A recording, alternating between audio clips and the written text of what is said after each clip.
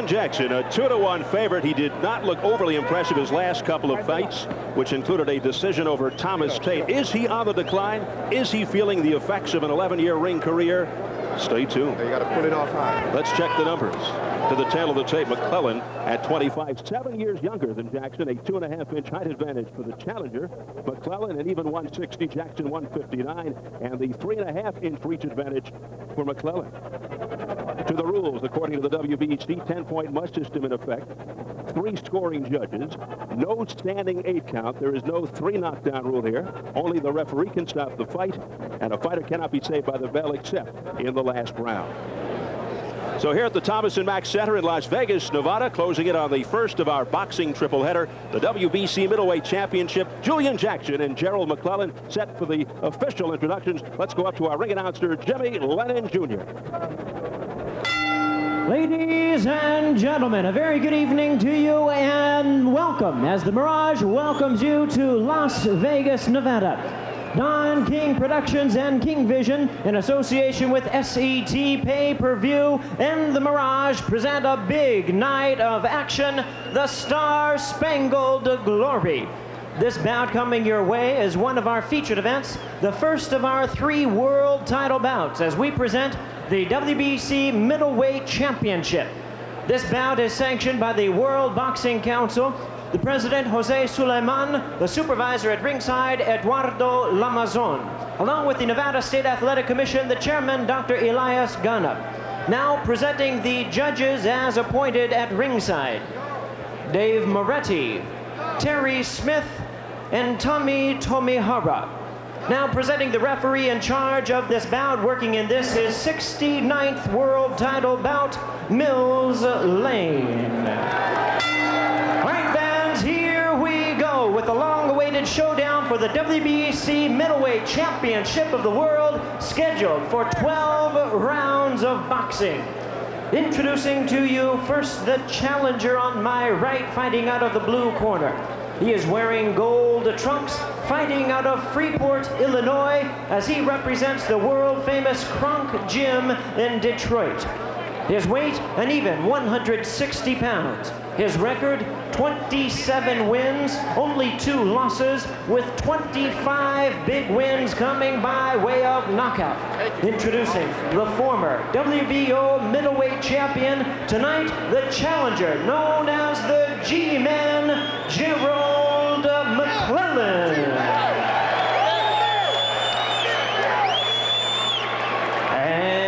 Opponent across the ring. On my left, fighting out of the red corner, is one of the great knockout artists in boxing today.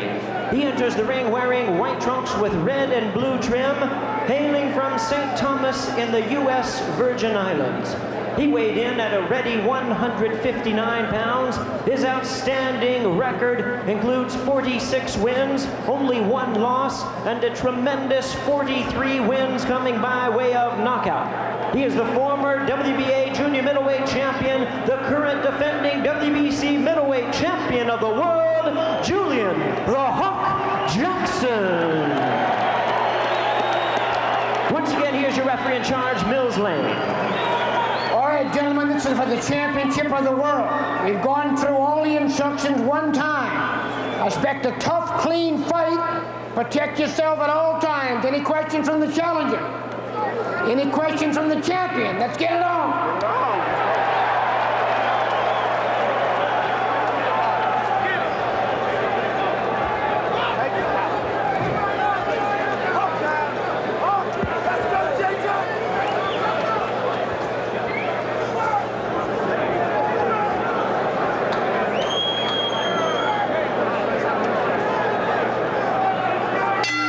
Off the familiar words of referee Mills Lane, we are underway. Round 1 scheduled for 12 for the WBC Middleweight Championship. Julian Jackson in the white trunks with the red and blue trim, really opening himself up to criticism against Thomas Tate 2 fights ago, winning by tough decision. He showed some weaknesses. As a result, other fighters suddenly quite eager, getting in line to take a crack at the hook. Certainly not the case in the past. Well, I'll tell you, he is a tremendous puncher, which has always scared everybody. I mean, no one wants to fight anyone that's that dangerous, but 2 fighters, Thomas Tate and his last fight against Eddie Hall, a relative unknown, had him in trouble more than once. Well, McClellan figures to give him trouble early. I mean, but Julian Jackson starts in a hurry. As you can see, there's nice, good. There it is, a big right hand. McClellan was waiting with the jab and timing him on the way in. Something we spoke about earlier, using that jab, and bam, the right hand over the top. McClellan can bang. As we said, you got to look for this guy early. Here he is early. And Jackson is rocked in the opening minute of the fight. Really a catch-22 situation for Jackson. If he wins, people will say McClellan inexperienced, overrated. If Jackson doesn't look good and in fact loses, people might say he's lost it. He's not the same Jackson. The last exchange, McClellan ran into a good left hook. He himself, for just a minute there, was stumbled and staggered. That's the best thing that Jackson does, is come back from being hurt. He's hurt, but he comes back, and when he comes back, he's got power. That's very strange. It has caught McClellan off guard. He didn't expect that kind of power. Going into tonight's triple-header, odds makers gave McClellan the best chance to pull off an upset. Jackson only a 2-to-1 favorite. Pretty close odds in boxing. Boy, McClellan's taking chances with leading with the right hand and just about taking every precaution and forgetting about it. Just going right for the bomb. He mentioned earlier he didn't want to be reckless, and he came out very calm, but here he is. He is attacking Julian Jackson. And Jackson spinning around. Jackson's getting nailed, but remember, he comes back. Gerald McClellan, called by his trainer and manager, Emanuel Stewart, the best all-around fighter he's ever had. In fact, one of the reasons heavyweight Michael Moore left Stewart was because he wanted to devote more time to his prized pupil in the gold trunks. That lead right hand is going to get him in trouble. Bobby, you can't throw that right hand with that strength and nothing to protect yourself after you've thrown it. He's done it several times now. And Jackson has a tremendous left hook counter, as we well know.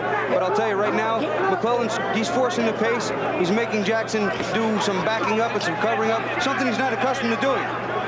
Oh, he is having a terrific first round as McClellan, but Jackson's still here. He's weathered it, but McClellan has really put some fear into Jackson. Final seconds, round one. Terrific round for the challenger, McClellan.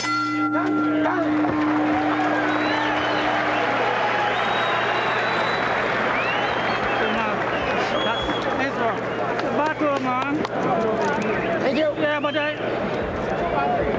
guys coming too slow, man. Come on, walk the corner. No. Go to go. Okay. I'm okay. All right, here's that early surprise sneak attack that got Jackson in trouble. Jackson's just trying to get organized. Now watch that right hand, and that's what got him right hand crazy. That right hand put Jackson in trouble. Look how much trouble he's in there. Take a look at the second one, Bobby. Well, I'll tell you, what McClellan said he was going to do is use the jab, wait, and bang. Over the top, there it was. But as the round progressed, he started getting a little careless, got hit a few shots of his own.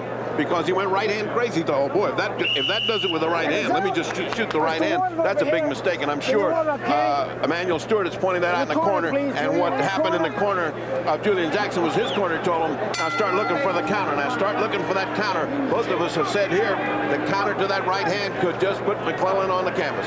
Despite Jackson's impressive record, many are saying he is on the decline in his career, and Gerald McClellan out to prove it. McClellan's best combination, a right hand to the head, left hook to the liver. 17 of his 25 knockouts, according to Emanuel Stewart, in that fashion. Again, you saw that right hand over the top. And something you have to worry about with punchers. The punches are all big, they're all heavy. If you start missing them, you get tired prematurely. And also, something that has probably plagued Jackson in the past few fights, he's knocked so many people out so easily that he doesn't pay as much attention to defense. Two good body shots exchanged, one by Jackson, one by McClellan. These guys are not letting any aspect of the punishment game go by. Both of them are punishing the body, both of them going with power punches to the head. This is a whopping middleweight title fight. And while most people anticipated a shootout, a slugfest, as we are seeing here at the outset, Jackson told us yesterday he thought it would be a more technical fight, that he'll pick his shots, set them up. He says McClellan is not a good boxer, although front fighters are generally good, sound boxers.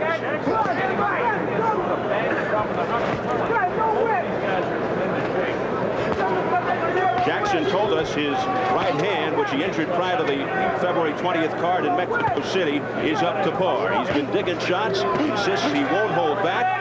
When I mentioned that McClellan questioned whether the hand was fully healed, Jackson laughed and said, why don't we test it on Gerald's head? But it's been McClellan who has been doing the testing to this point.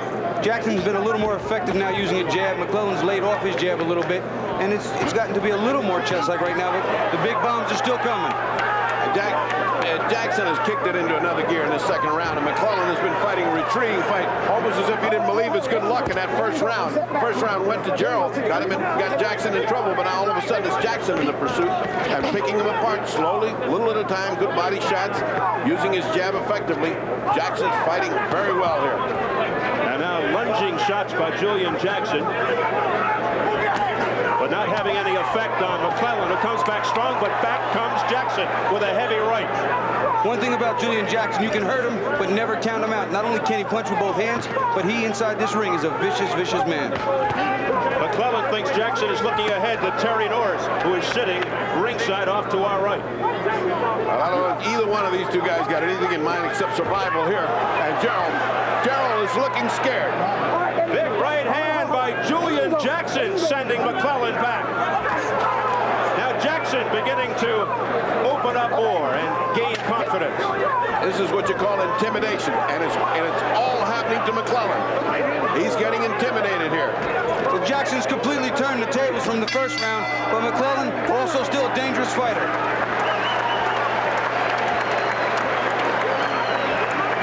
So round two is in the books. Let's go over to Montel Williams.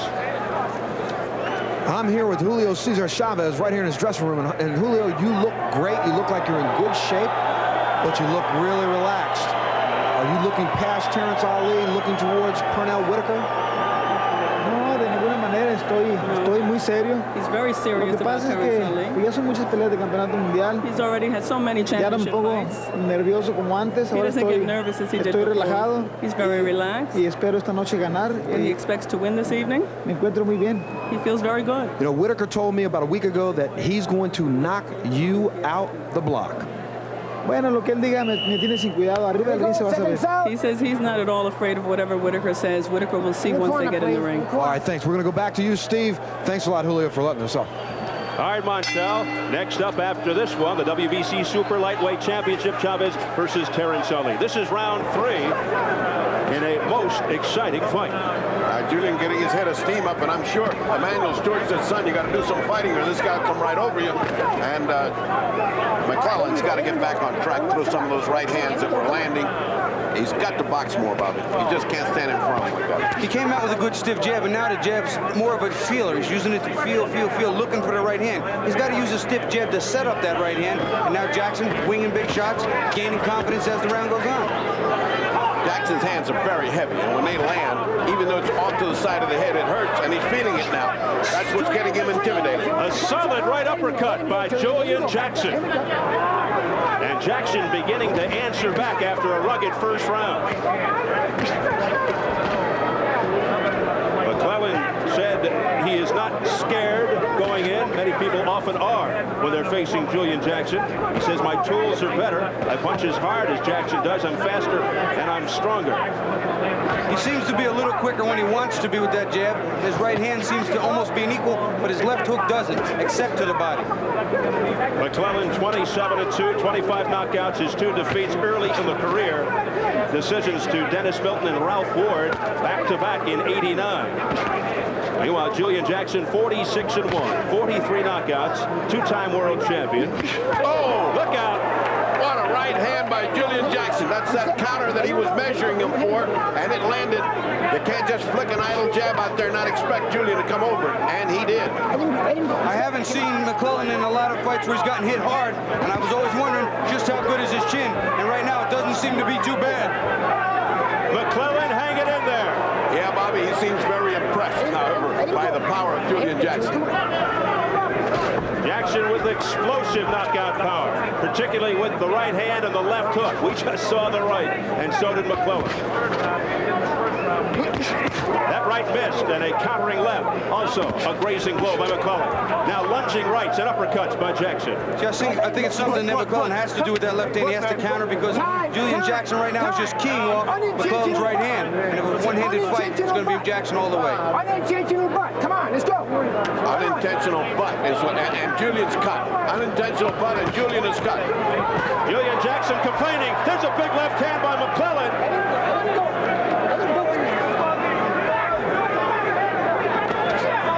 And now McClellan looking to measure Jackson off.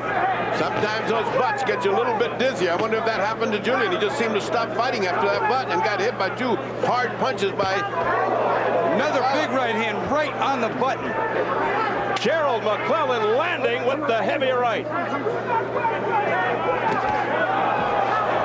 Jackson slips as the bell sounds. No knockdown. Interesting round. Julian Jackson was having his way. All of a sudden he gets butted. He quits fighting. He gets hit twice and makes it an even round. It's too long. Keep firing him now, okay? Keep letting him go. Dig that left hook more. Man is getting tired now, but you're letting him get away with too many shots. The corner don't know what the hell they're doing. Come on, man.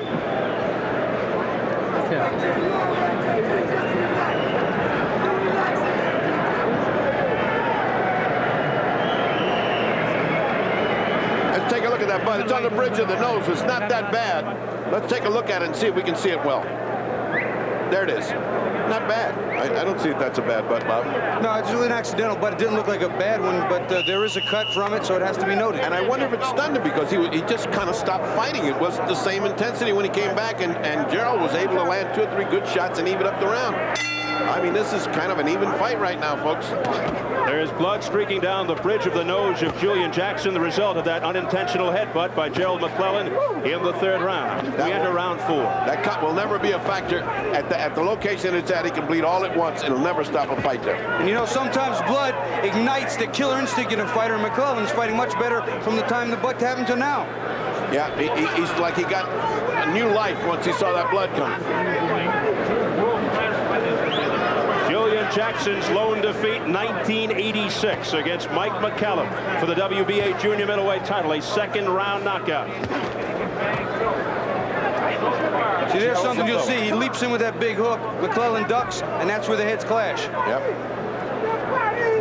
One step back. Come on. One step back. Has not been much mauling and brawling here. They've just been punching for 3 rounds. This is the first time any sign of a little bit of a rest coming for both fighters grabbing each other.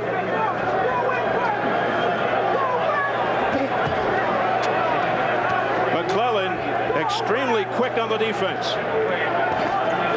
Julian just looks bothered. He looks like he's blinking from that eye. Oh, nice body shot, but right at the break. And Mills Lane admonishing Gerald McClellan. That doesn't stop it from hurting. Well, I'll tell you, it takes a certain amount of extra energy, too, to keep moving like McClellan is bouncing. That starts to take its toll on your legs as the fight goes on. Jackson's still walking slow, methodical, conserving energy. Julian Jackson trying to get his composure here and turn things around in his favor. Ooh, nice body shot. Body shot by Julian Jackson. Get that glove off of his face. Come on, man. Get the glove off. Come on. Ooh. Right on the bridge of the nose, right where the cut is. Right on the button. McClellan continues to land effectively with the right. The right hand that Julian Jackson's aiming at the body to could take its toll in 3 or 4 rounds and really debilitate Gerald McClellan. Julian's doing his homework to the body. No doubt about that. He may be sacrificing a round, but he's really putting in some shots. Step back. Come on. McClellan burst into the national spotlight back in '87 by winning the ABF 156-pound title after soundly defeating future Olympian Roy Jones Jr. at the '88 Golden Glove semifinals. He was disappointed, though, he was not chosen to compete on the Olympic team. Something else I think that you'll see McClellan doing a little bit when they separate. He's bopping around, he's trying to measure Jackson and time him with that right hand on the way in to double the impact of the punch. But it's a dangerous thing to do with Julian Jackson. Yeah, because you can get met by a punch and you're on the seat of the pants when that happens. All I'm going to say, McClellan, ever since the butt, has fought with more confidence, like he figures, hey, I can get into this thing, I can win this thing. Good round for Gerald McClellan. You got your flow now. You got your flow to move you. Oh, hit him up. He's bucking to my leg. Relax, relax.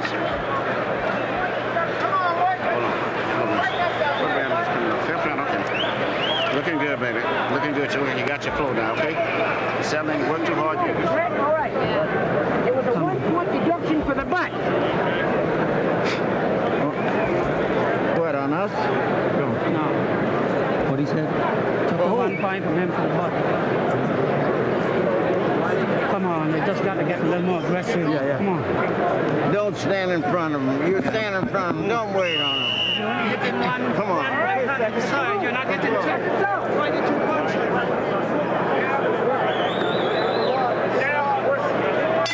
Mills Lane just informed us that there's a 1-point deduction for that butt, even if it was unintentional.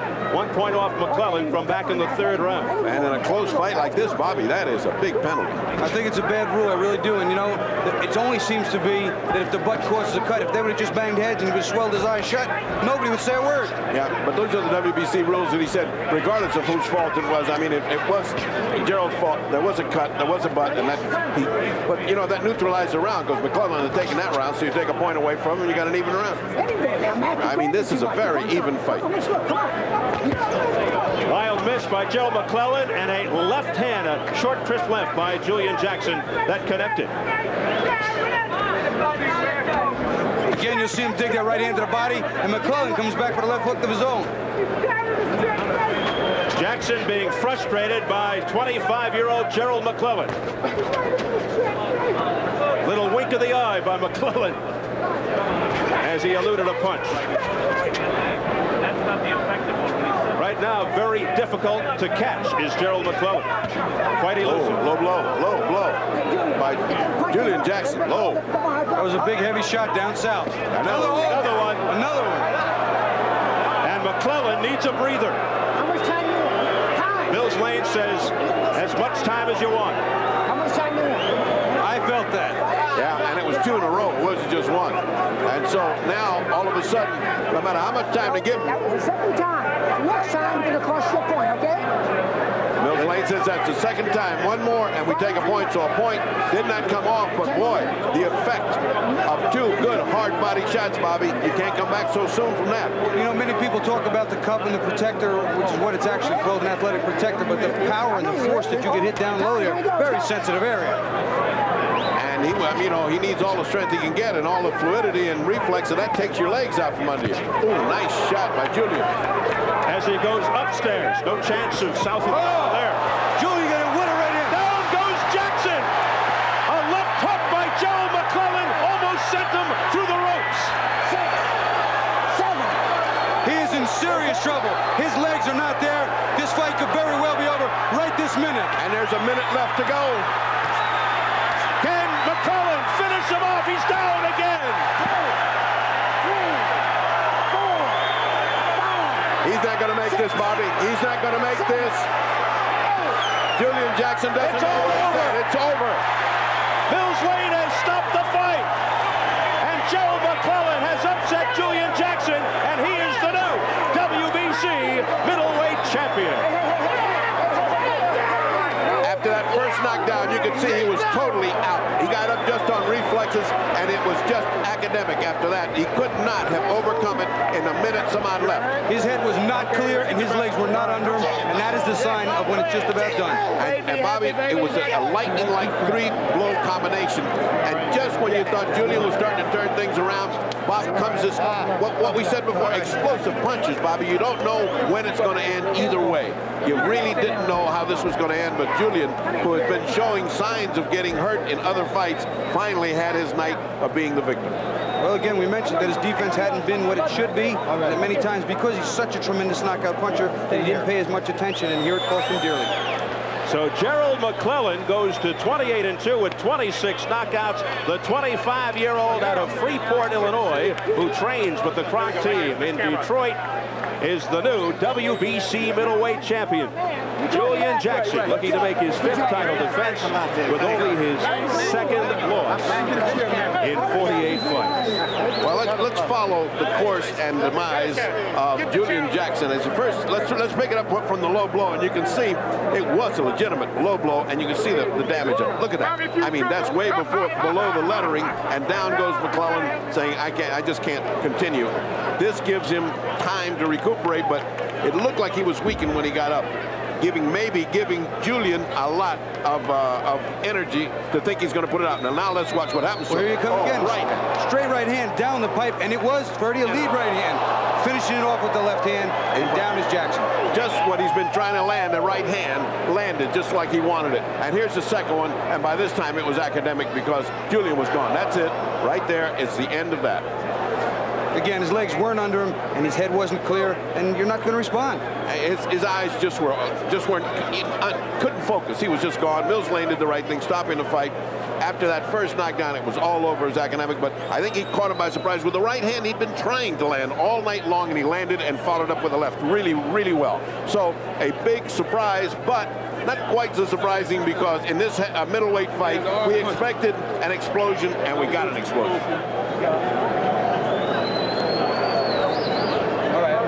So the power and speed of Gerald McClellan doing in Julian Jackson. Jackson, a 2-1 favorite coming in. It was the closest odds of all 3 fights on our boxing triple header. And Gerald McClellan, normally a very business-minded, serious young man, particularly when he met with us and with the press throughout the last couple of days, but with reason to finally let out with a smile.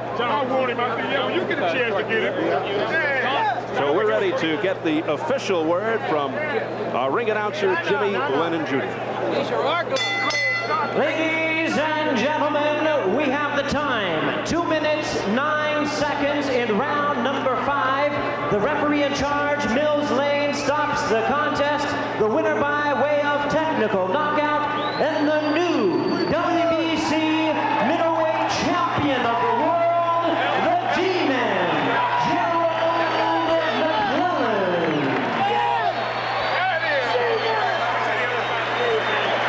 McClellan. God bless you. All right. So the first of 3 championship fights down. We want to remind you, coming up later, it's the WBC Heavyweight Championship between Lennox Lewis and Tony Tucker. But coming up next, the WBC Super Lightweight Championship featuring Julio Cesar Chavez